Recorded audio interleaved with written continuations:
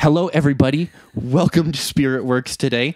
Today's guest is a particularly revered, highly respected, yet not feared local hero, band leader, and rock star stress known nationally for her soul-gushing vocals and keen songwriting.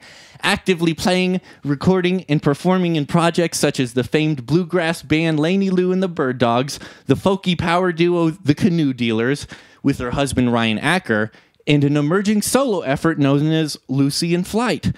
This woman is a total boss and has lived a life of music, soul, and dopeness most of us will never know. Introducing the one and only Lena Marie Schaefer! Well, thank you. Wow. You're welcome. Thank you. Thank you for being here on our wonderful show, Of Spirit course. Works. Yeah, happy to be here. So my first question for you is, tell me a little bit about where you grew up in your childhood. Sure. What was the vibe? I don't always say it loud and proud in Montana, but I'm from Santa Barbara, California. And I lived there for most of my life until going to college in Davis, California, and then I moved out here. So I've been here in Bozeman for 10 years. That's awesome. Yeah. Shout out UC Davis. Yes. Yeah, go Aggies. Wonderful. That's cool. It's an ag school there. It is. It's an ag school here. Yeah, so I know. you rolled in with some cred. Yes, I think so. Except I used to live near here actually, and I had a UC Davis bumper sticker still on my car, and my windshield got bashed in because they're in the same football conference, and I do think that it had something to do with the Davis sticker. Oh, shit. Yeah. It's okay though. I understand. I don't have a Davis sticker on my car anymore. Yeah, I know after that. Yeah, but anyway. That's a forceful Yeah. correction. Oh, my gosh. We must it's have okay. lost to the Bears or something, or the Ags or something. Yeah, I don't know. Yeah. I don't know. It could have just been a mishap though too. Who knows? Trifling. Yeah. Coked out frat boy, something Yeah. bad. Oh, wonderful. What was your first memory of being moved by music? Like, what was your first moment where you were like shook into your core and you were like, I want to do this? Ooh. Music had already been a part of my life before this, but I think I was about 16 or so, and my mom had tickets to see Alison Krauss and Union Station play in Santa Barbara, and I really vividly remember her telling me that she was going to take me, and my dad got home that night and he's like, oh, when are we leaving for the concert? And my mom was like, oh, Lena's going with me. You're actually not invited.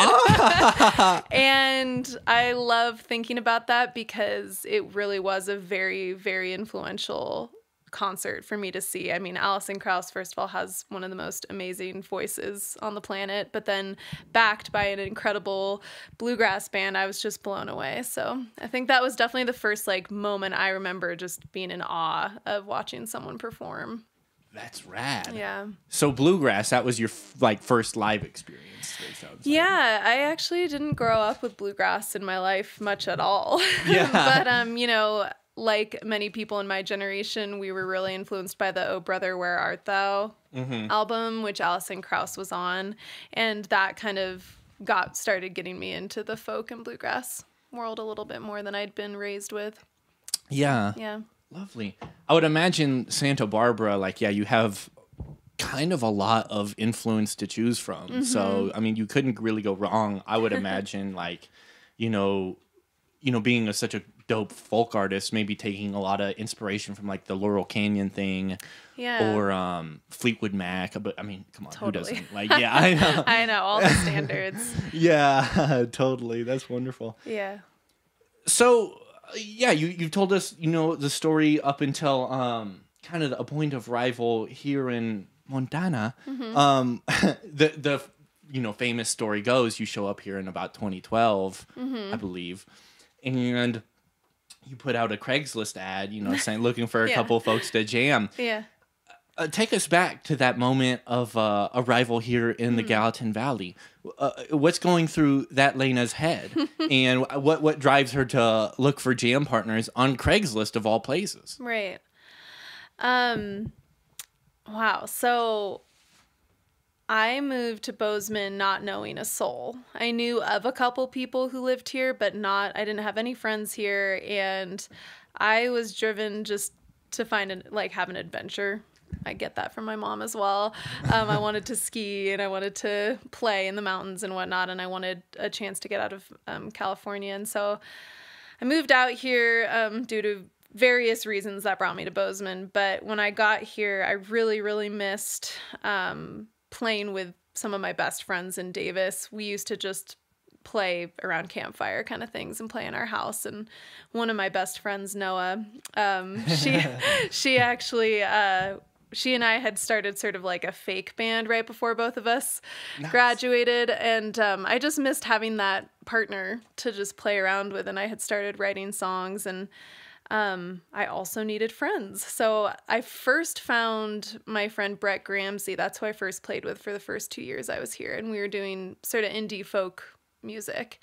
And then something in me, probably going back to the Alison Krauss concert, something was driving me to try out folk music. And that's when I wrote an ad. No, I found Matt, my banjo player's ad on Craigslist. Okay. He was starting an upbeat folk band. Got you. Okay. And so that's how I met Matt. That's lovely. Yeah. Okay, yeah. That's wonderful. And I believe Matt and is his brother named Brian? Ethan. Ethan, Yes. that's right. Yes. It's unfortunate because we've worked together a couple of it's times. okay. But yeah, I while researching, I was like, oh, they're brothers. Like that even is cooler because I feel like the family ties in this, like the family tree that looks like the Olympic rings. Like I feel that's like not a requirement in folk, but like definitely like a lot cooler. And yeah, I definitely like to project my own fantasy that like one day like, oh, I'll marry, a beautiful woman who could also hopefully play a little bit of fiddle or something. I don't know. And it's like in the event we have kids. Right. Then your kids will all be part of the family band. Yeah, they're going to have no choice. They're going to get screwed. Yeah. Yeah. That's what Ryan and I are planning. Our children are doomed to be musicians. Yeah. Even my nephew. Oh, that's so exciting. Yeah. Yeah. Lovely. Well, that's cool. Honestly, you mentioned Ryan, and could you tell us a little bit about the Canoe Dealers? Sure. And before, actually, I just have an intuition. Could we move that microphone a little closer to your vocal box? Yes. It's here. Hello. Wonderful. Okay, thanks. So my husband, Ryan Aker, is a musician. We met through our other bands. He's in The Last Revel, and I have Laney Lou and the Bird Dogs. And our bands used to play together in Montana. They were well known here. And so we were friends and, got together. We just got married this past year. Congratulations. And thank you. And having, dating a musician who's in the same kind of genre of music, of course, we had to start our own project. Yes. So yeah, we came up with the Canoe Dealers, and so far we just kind of play here and there, and have released a few covers. That's about it. That's awesome. Yeah, but it's pretty fun.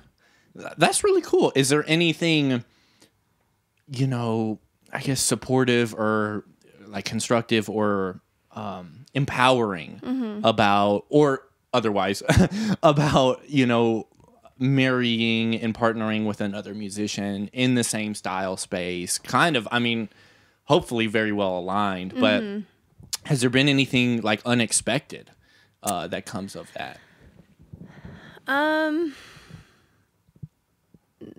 Not really unexpected. I guess that's not the word I would use, just more affirming to have a partner who's a musician. Also, we both understand each other at a level that neither of us have had before dating other people. Yeah. And it's like I don't have to give a lot of background to a situation. Like when I'm on tour and I'm upset about something or explaining something I'm really excited about, he like really truly understands what I'm talking about because he's had similar experiences. Yeah. And it's sort of like we immediately get to go to that deeper place because he understands.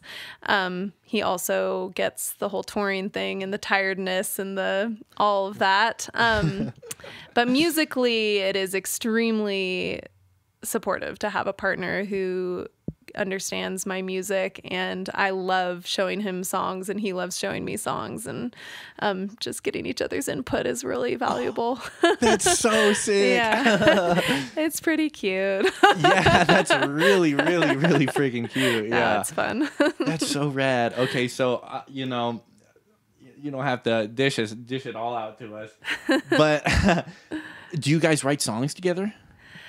We haven't fully sit down and just been like, we're gonna write a song for the Canoe Dealers. I think writing songs with another person, I mean, I write songs with the Bird Dogs and it's 4 other people I'm writing with. It's really challenging, and Ryan and I haven't found that need yet to do that. But when I'm writing a song, his input certainly finds its way into the song. So whether he gets credit for it or not, he definitely influences when I'm in the middle of the writing process, and I think I do the same for him. So it's sort of like we always are collaborating, even if it's not like Ryan wrote this song with me. He's been part of the process. So that's so awesome. Cool. Yeah, the reason I ask is just because, you know, it's like, I mean, it's kind of like a touchy subject, and it's a touchy thing because everybody's musicality is different. Everybody has different intentions or insecurities or things they're trying to bring into it. And, you know, obviously we're writing most of these songs to like share with the world or whatnot. But when you have a partner that's also like a fire musician, also super dope, it's like, you know, I could almost think of like, this is a, you know, odd example, but like John Lennon and Yoko Ono, you know, you have like this insane contemporary artist. Right. And then like one of the greatest songwriters, you know, pop wise of all time. And so it's just like, oh my God, like, where did they draw the line? What came out of them is so unique for sure. Yeah. Yeah, I know. It's amazing. It's just like, I'm sure they couldn't even whip up a salad together without, you know, having some, you know, futuristic ingredient or something, or ain't nobody thought to put the feta and pistachio together, or, you know, I mean, until Yoko and John came along. Yes. That's true. That's kind of ridiculous. Has not much to do with songwriting, but no, I get it. Yeah, I mean, songs have a lot of parts like a salad, so I get that. That's true. You know, that's a good metaphor. Yeah, a little bit of salt, a little bit of fat, a little bit of acid, a little bit of fruit, you know. Yeah, more than one type of acid. That's ridiculous. So, all right. Well, that's great. That's enough about y'all marriage. You know, it's so cool to see you guys. I've only got to see you guys play once, but like it was hot. It was sweet. It was cute. It was tear jerking. It was like everything. Oh, thanks. So, yeah, you're welcome. When did you start picking up the guitar and playing with your voice? Like, what part of life were you at that? And when did you really feel like you had it, like you were ready to start taking what you had put together and, you know, sharing it with others? Yeah. Ooh, I think I kind of fell into that last part of like sharing with others, but like a lot of it was behind the scenes, and I never actually realized or thought I was going to be a musician. It just sort of like happened, which a lot of people who've known me my whole life are like, no, it didn't just happen. That was pretty obvious it was going to happen. Yeah. But for me, it's just little incremental things that led to it. So it didn't feel obvious to me. Some people have the story where they are 3 years old playing piano and that's just their life. And for me, it's just, I like trying a lot of different things, experimenting with all sorts of hobbies. And so music has always been one of them. And it just started becoming a more dominant part in my life. I guess in high school, I was in choir, and it was like 2 electives that in a row where I was in like an a cappella choir and then a smaller 25-person choir called the Madrigals. And they were my best friends. Oh. And, we'd go on these field trips, and some of them would bring guitars, and we'd start singing the folk tunes and whatnot, you know, Dust in the Wind and Bob Dylan and all that, all the classics. Yeah. And so I was taking voice lessons my sophomore and junior year of high school, and then my senior year, I decided to switch and start taking guitar lessons because, like my friends, I wanted to be able to play and sing together. I thought that was pretty cool. So I just picked up the guitar, and I went to college and just played around. I didn't really continue lessons, and just continued to do the campfire thing, like I said, with my friends. And then when I got to Bozeman, that's when it just started becoming more serious. I started actually playing shows with my friend Brett and was like, oh my God, I never have done this before. I've been in theater a little bit, but I've never just like performed musically for people. And it just started like lighting a fire, and here I am. That's awesome. I just kind of went with it. It felt good and I was having fun. So that's good. Yeah, that fire is the subject of this show. Yeah. And so, you know, it's really awesome that you mentioned that. And, you know, there was a tangible step. Yeah. You know, when you started going around here in Bozeman. Bozeman's changed a lot in, like, I would say the past 10 years, and I've only been here for almost 5 of them. Yeah. What were the spots, you know, that everyone was going to? You were having the crazy nights at, you know, back in like, you know, 2012, 2013. I mean, it was always the Hofbrau, which still exists. Yeah, it's the best. It's the first bar I ever went to when I didn't know a soul. And I lived in the neighborhood, and I remember going like home on my way after like a waitressing shift, and I was tired. I was like, I want a fucking beer right now. Yes. But I don't know anybody. And so, but I had walked and driven by the Hof so many times, and I was like, that looks like a place I want to go into. Sure enough. And I remember going in and seeing that they had open mic like 3 or 4 times a week. And I asked the bartender, and that just kind of like helped, I think, in the process of me then, you know, finding my friend Brett and wanting to play. So yeah, Hofbrau all the way.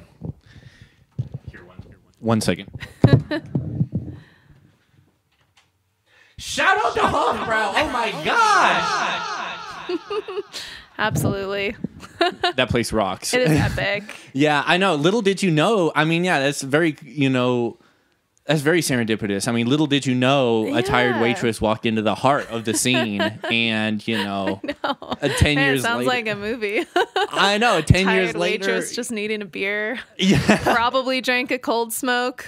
Shout out to Cold Smoke. Shout out to Cold Smoke. Amen. Yes. Another regional beer. Not very local. Yeah. Oh, no. That's all right. Yeah, sorry. That's the hype mic. That's okay. I get it. I like it. Thanks. Yeah. Lovely.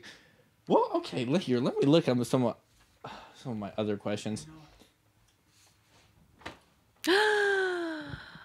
That's a bird dog t-shirt. What's up? Yes. Lainey Lou and the Bird Dogs, everybody. Hand drawn by Matt Damaris, our banjo player. Can you hold it up while making an announcement? Shout out Lainey Lou and the Bird Dogs. They're the best in the biz. Stomp grass all the way.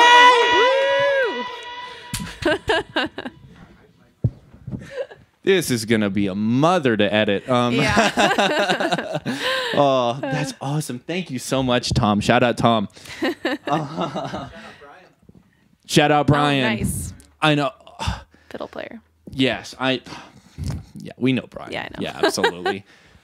Could you tell us a little bit more about the formation of Lainey Lou and the Bird Dogs, and how has y'all's? Because I feel like y'all are one of the most beloved bands in the state. I mean, not to just blow you up, but like, yeah, I think y'all are one of the hottest bands in Montana. How has that reception evolved from when y'all like formed about 9 years ago till today? I think Montana's been awesome to us. Shout out Montana. Yes. I know. All the shout outs. It's a great state. I think it's, you know, a lot of people move to Austin, Texas or Nashville, or they want to be in bigger cities to start their music career. And I think there are advantages to that for sure. But one thing that was really noticeable looking back on it is how approachable places like the Hofbrau were. We used to play at the Eagles, the Legion, as long as you had your own sound system, essentially, which is still a thing. Yeah, unfortunately, as long as you had a PA, you could play, and you didn't have to have experience. And I realize how lucky we were as early musicians. Like, I cringe thinking about how we sounded a while back. Yeah. But it's like, you have to have the places who let the newcomers in, right? The filling station, of course, too. They let touring bands who don't have any... They are the coolest. Yeah, they don't have any tour history, and they'll let new bands come in. And, like, you always have to have that. So I like that Montana all of Montana, not just Bozeman, welcomes new musicians. And we were lucky in that sense. If we were in LA or Austin, you know, I'd think we'd have to have played a lot more unpaid shows before getting the paid ones. We started getting paid pretty quickly and paying off Ethan, who lent us his PA. I think that took a while, but sorry, Ethan. That took us a while, but we did eventually buy it all from him. He had been a DJ, so he had like the speakers and whatnot. Nice. But yeah, Montana's been just so great to us. We really feel like a lot of the towns that we hit up are home to us. So we're lucky. That's awesome. What a great answer. I know, because that's one thing I've noticed. Like, I just kind of threw a dart at the map. That's how I ended up here. You know, there's a longer story as we all have, but you know, that's basically how it went.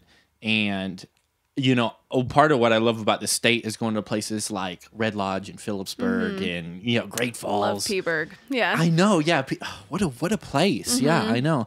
Is there a difference between like playing a show here in like, you know, highfalutin Bozeman and I know that's ridiculous, but in like a place like Red Lodge or Phillipsburg or Columbus or something? Yeah. I mean, we do it all. I think, those places tend to have the more quaint venues to play, but you're always welcomed with open arms, which you really connect with people in the more rural towns. And it's not like that doesn't happen here. We're really lucky to have places like the Rialto and the Elm and these nicer venues that are like giving us a chance to have really professionally done shows. But then you just love playing, you know, random bars that fights break out in Red Lodge. And Phillipsburg is just such a cool town. I love it there. So yeah, I don't know. They all have their place.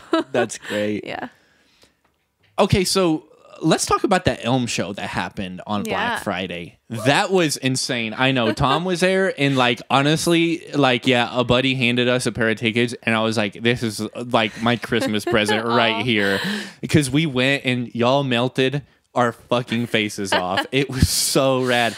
How does it feel to go from playing like random dive bars, you know, shit kicking places where people are, you know, doing cowboy things, and then you know, to like a place like the Elm and where you're like getting received and accepted and lauded, you know, as you'll have been many times, but like by a literal straight up hall with like multiple floors and like there's faces as far as you can see and everybody is just lit. That was one of my favorite shows I think we've ever played. You guys played like it was the last note you guys were ever going to play. And I was like, literally, I mean, I was just like, gee, I saw more teeth on that stage than I think I ever have in my entire life. Like that was just honestly, I'm getting goosebumps just thinking about it. Like, I mean, yeah, me too. That I felt like that was, I mean, let me not speak or editorialize, you know, the story of you guys' band, but I felt like that was a hallmark moment for y'all. Yeah. Yeah, it's a combination of just years of putting time into this to Montana and, you know, having that many people show up to your show in your hometown means the world to us. And I always get the most nervous for our hometown shows because I want to do my best and so does my band. And it's also like our friends are there and we just want to like show what we've been up to. So it's really like you get this platform to like do your best and show kind of what you've been working on. But also just being able to play in a venue that has millions of dollars put into their sound system and they have a whole crew behind you who we've gotten to know over the last 10 years. We knew the sound engineers and you know, we know all of those people. Yeah. Frank doing lights, like Matt in the back doing monitors. You know, it's just like, it really... Sorry. Yeah, it's like, it feels like a family and you've all been like growing together. And I don't know, it's extremely validating. That show was very validating. And also we just were really proud of ourselves. You guys should be. We were proud of the songs we've been writing, but also just like we've spent the last 8 years as a band really working on our like show, being tight-knit, not a ton of space between songs. We try to curate the sets in a certain way. And that just, it all kind of came together at the Elm in a really nice way. So that's lovely. It was fun. That's awesome. Thanks for sharing Yeah, we that. have some videos coming out like probably in the next week from that show. Okay, good. Pat Loken. Be on the lookout, y'all. Shout out Pat Loken. Yes, yeah, another we'll crucial. be putting those up on YouTube. So yes, yeah, Pat Loken, another critical pillar of the community. We have an awesome community here. That's a given. I know. I mean, this town has more sin and fun than Austin, Texas can have, or it's more concentrated, so you really get to know everybody. I think that's what you get. I mean, I'm sure Austin is incredible as a musician, but like we have a very tight group here in Bozeman because it's not hard to get to know everybody, Yeah, it isn't hard, and everyone's, I think, is like really cool. Like, I don't think anyone's been... I don't know. I've really only made friends. Yeah. And like, yeah. Very supportive. Absolutely. I couldn't say enough good things about it. Well, at this point, I'd like to just more ask you about kind of like your thoughts on like the folk Americana bluegrass style space and like what your rules are into it. Because I think of like, I'm I'm obsessed with pop music, like bass, synthesizers, auto-tune, like screeches. That's, my thing. But one thing that makes bluegrass so approachable to me, especially y'all's take on it, is the 4-part harmonies and the quarter note kick. Right. Because like, don't, yeah. Isn't that on the radio? Totally. Yeah. Yeah, absolutely. Yeah. Kind of just lost my train of thought. That's okay. Pop music, folk music, kind of. Yes. How do those idiomatic rules kind of inform you guys, 9 years into this project, going into recording an album in a project such as like Through the Smoke? Right. I think at the beginning of our band career, we definitely leaned heavier on the traditional bluegrass side, and it was like, okay, we've got 5 people, 5 instruments, like that's going to be it. And not like we even ever said that. It was just probably because we were all learning our instruments and learning to sing into a mic and learning how to harmonize together. And like, there's just a lot you have to think about. But as we've grown, like I've added the stomp box, like the kick, like you said, and Ethan started bowing his bass in certain songs to create that like sort of a synthy kind of vibe. Yeah. Brian's introduced synth pedals and reverb and delay. His solos are so gnarly. I love that guy so has a much. delay pedal. It's like we're all just kind of like dipping our toes because we don't think there are any rules when it comes down to it. We are not bluegrass purists, and people would honestly not call us bluegrass. We don't call ourselves bluegrass a lot, except that it's an easy way to like kind of give an idea of what we sound like. But with Through the Smoke, which was our album we released in 2021, the idea was to like do pop in bluegrass kind of, and like really push ourselves with textures and background vibes, and working with our producer, Brad Dollar. He mostly works on pop music. Yeah. And so we just kind of like decided to be more free with what we wanted, like the vibe of the album to sound like. And we were not going for traditional bluegrass. Rad. So yeah, that's kind of how that happened. That's the vibe I got. Cause I believe like I listened to like, I think 5 albums. Yeah. In preparation for this. And that definitely was the vibe I got. I was like, all right, like, Brad Dollar and I are kind of on the same page. Totally. I think he did a better job than I ever could have done. He killed it. And congratulations on putting that together. It seems like it was a really cool, process and a really cool location to do it. And we pushed our songwriting too. I think like the songs we chose, although there are 4 of us kind of writing the lyrics and whatnot, and we all have different styles, we kind of chose ones that like fit together in a certain way, and there was just a lot more focus and intention behind the choices, I think, this time around, and just kind of like making it all fit, and there ended up being a theme. Sometimes you don't know what the theme of the album is going to be until you like look at it as a whole and you're like, oh yeah, Through the Smoke makes sense, like kind of resilience and getting through things for the last couple years. Totally. I know. And what a great time to be releasing something with that sort of spirit. Yeah. So again, congratulations. Thanks. Like it was just it was a really, fun. Really It was rad. this time last year we were recording, so I've been having like just like daydreaming about us being in the recording studio last February. Oh, that's So awesome. amazing. I know, and it's this February. So yeah, February and recording just, February definitely means something to you guys. Yeah, it does. Yeah. That's lovely. Yeah. It's something to be said about being at this for like a decade. Because we have certain legends like Charlie Watt died earlier in 2021 and the Rolling Stones still toured. And on the flip side, an emerging artist at that level, Dua Lipa, I think she's doing like her second or third tour, and it's like a headlining stadium, like massive budget, like arena tour. And there's nothing wrong with that. And obviously Dua Lipa kills it as much as the Rolling Stones and as much as Lainey Lou and the Bird Dogs and the Canoe Dealers and Lucy in Flight. But there's something to be said about really learning your craft and, putting in the 10,000 hours, JK, 50,000 hours. Right. Because, there's small pieces. There's, the little delay pedals. There's bowing bass in certain songs. There's learning how to sing into a microphone. There's a lot of experience pieces to this. Right. And being an artist. And so... yeah, that's just so cool that, you put in the time, you put in the effort. Does it feel like you've been at this for a decade? Yes and no. Sometimes I'm like, I get overwhelmed with how much I still want to learn. It's not really like overwhelmed with what I need to learn because I feel like I've gotten to a good place, but I always want to be learning more. And so I get overwhelmed with like the time and just like, oh my gosh, I've been doing this for 10 years, but I have so much more I want to get done or want to like that's good. Test out. And maybe that's the amazing thing about being a musician is you're just never done learning. Yeah. You can always write a different kind of album.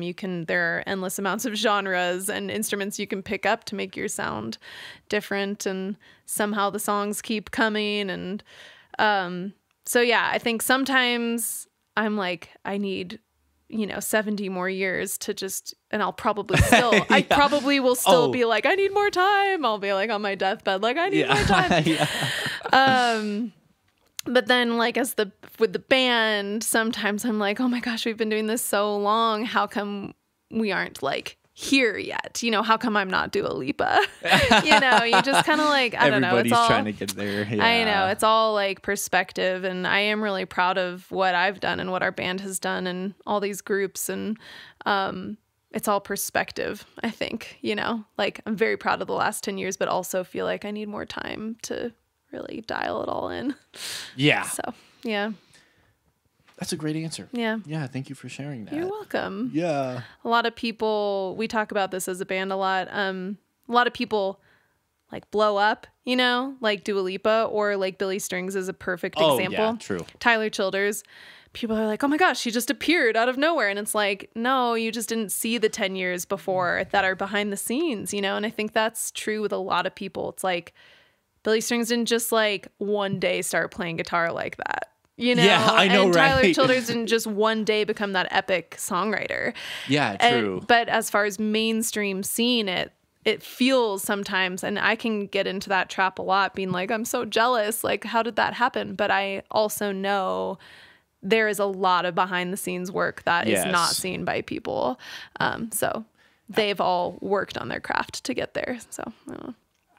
Absolutely. I know. It's like there's kind of no shortcuts, I feel like. No, there aren't. You can't. If you do take a shortcut, you're probably dead by 27 anyways. Yeah, or you're just rising and then falling quicker. You know what I mean? A great example is Little Pump. Weren't we all singing Gucci Gang a couple years ago, like just loving it? And then, he dropped a really, I'm not to diss Little Pump, shout out Little Pump if he's watching this, but he just released a project, I think at the latter part of 2021. It's like, you never heard of Little Pump since, and it was a really good project. Right.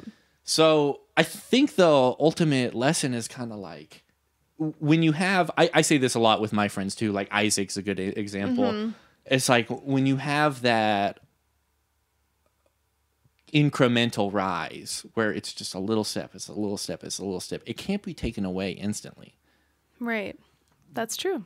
And so that's, Yeah. you know, and it's very gratifying because, you know, you in your 70s are going to be able to play the most rad folk tunes. And let's be honest, you know, the children, I mean, assuming there's going to be children, I mean, like, imagine, you know, yeah, our babies are going to be so musical. It's just not even going to be funny. I mean, they're going to be like little Orfeo, like infants with wings running around with the lute. Like, I know they're just going to have no choice. It's going to be insane. So that's wonderful.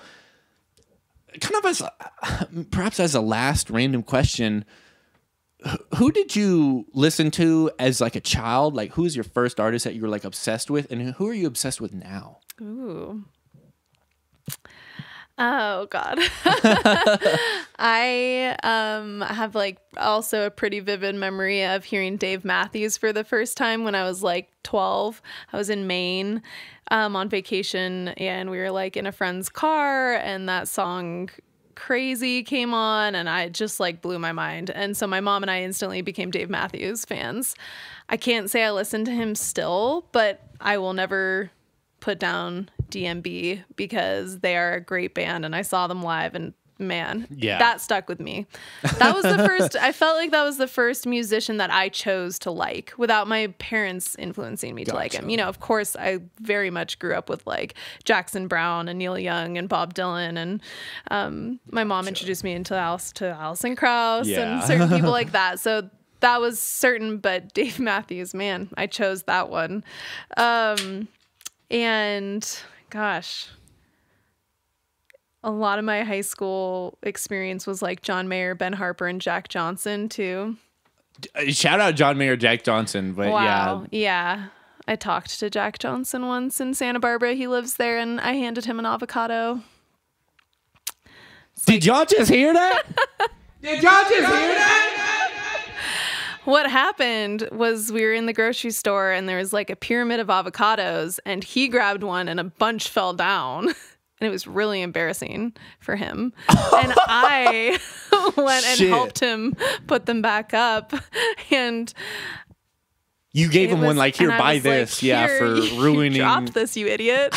I'm just kidding. I didn't call him an idiot. I was like 13.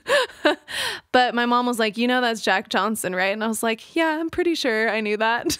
I just gave him an avocado. Anyway, who knows? That might have been where my music career started, was just that like energetic connection with Jack. You don't understand. That's two legends talking to each other, and they didn't even know that each other were legends. Oh, God. You didn't know he was Jack Johnson. He didn't know you were Lena Marie Schiffer. Like, that's massive. He didn't know. That's for sure. That's freaking massive. And that makes a lot of sense because, you know, the story of Jack Johnson. Oh, he moves to UC Santa Barbara, goes to like that dope party school there.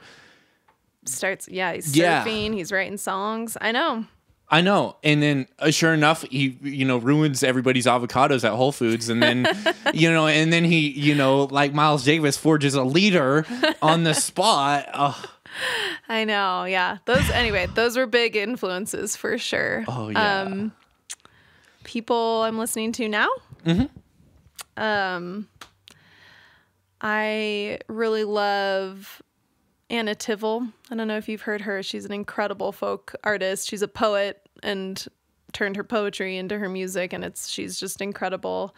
I listen to Maggie Rogers like nonstop, pretty much, which definitely helped influence the Lucy in Flight project that I have going. Waxahachie, love her music. It's always hard to think of it on the spot. It is. I love his Golden Messenger and the Dead Tongues and kind of that indie folk. I listen to Body Light Horsemen a lot, who are newer. And gosh, a lot of indie folk, that's for sure, and indie pop. That's awesome. Not a lot of bluegrass. Definitely like the indie side of every genre. That's lovely. Yeah, that's super cool. Yeah. You know, speaking to your Lucy in Flight project, you know, are there more plans to kind of more dig into that side of the style? I think so. Lucy in Flight's my pop project. I think definitely I really enjoyed working with my friend Ian, his project is called Headphone Hair. And I really enjoyed seeing the transformation of my song, going from like me playing it on piano to just like turning into this synth pop, like ballad thing, extravaganza. And I really, as like a creative exercise, liked creating like a different alter ego for myself and feeling like the freedom of writing for a different project. I think it's healthy all around for me to continue to do that, not just writing for the Bird Dogs and not just, you know, just I think that was my biggest lesson so far from it. And I do plan on releasing more as Lucy in Flight. I'm just not sure what yet. So, yeah. That's lovely. Yeah. Well, cool. Lena, thank you so much. Yeah, thanks for having me. Yeah, thank you so much for coming onto our show, Spirit Works, being our outstanding episode, too. I mean, honestly, Isaac gave us a great episode, but I think this tops it. Sorry, Isaac. Yeah, I know.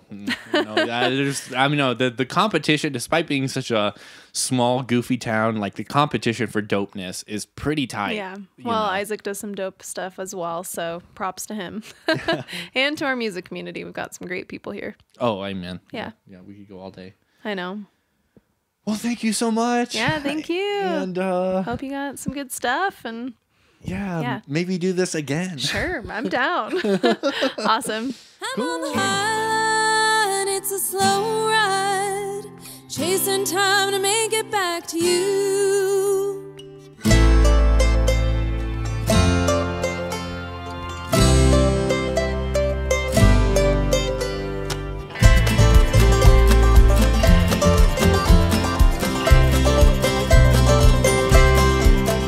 I'm on the high line, it's a slow ride, chasing time to make it back to you. When my eyes are tired of that endless sky, my mind shies away from the truth. My patience seems to slow while the miles seem to grow. Find my way through the lonesome